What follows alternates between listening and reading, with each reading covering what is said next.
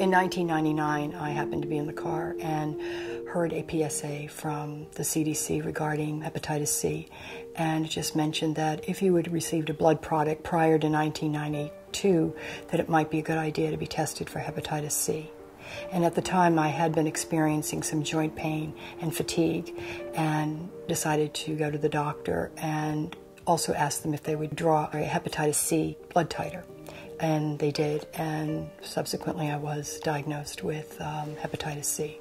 I assumed that I had acquired it via a blood transfusion that I had had in 1985 in Egypt while I was living there. Well, it was kind of a double whammy because the reason I had received the blood is because I had lost a 28-week fetus in Egypt, and unfortunately I needed the blood transfusion. I was pretty heartbroken, actually, because not only had I lost a child, but it had really affected my health, and for 14 years I didn't even know that I was infected, and so therefore some of these symptoms maybe could have been remediated earlier. Initially, after my diagnosis, I was quite distraught, and also I felt great shame. I felt that hepatitis has a stigma attached to it, and that I think the public, for the most part, thinks that one only can get hepatitis if you are sharing needles, and that actually a blood transfusion is another avenue of transmission of hepatitis C.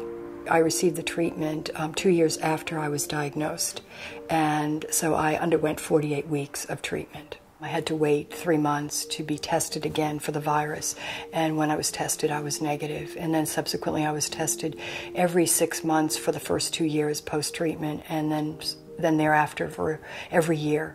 And after 6 years I was negative, and so I'm no longer tested.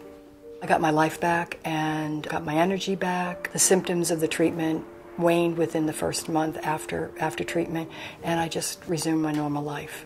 Well, I think my personal experience with hepatitis can help the public because I was one of the faces of hepatitis. Most folks would not make that assumption about me that I had hepatitis, and that I think that it needs to get out there that more and more people, I think, that look like me are infected, and they don't know it. I just want to let people know that if you do go through the treatment and that you do have a positive outcome, you do get your life back and you can continue on and do anything.